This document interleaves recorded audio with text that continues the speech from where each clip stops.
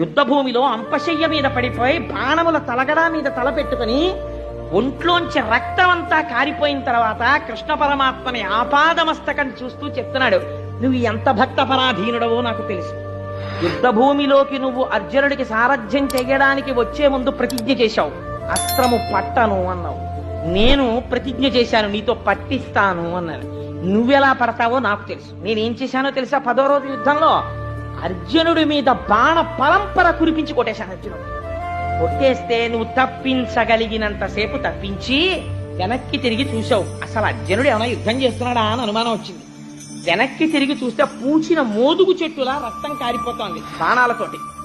అంతే. ఎందుకు వచ్చింది నీకు కోపం? నిన్ను నమ్ముకున్న వాణ్ణి నేను కొట్టానని కోపం వచ్చేసింది.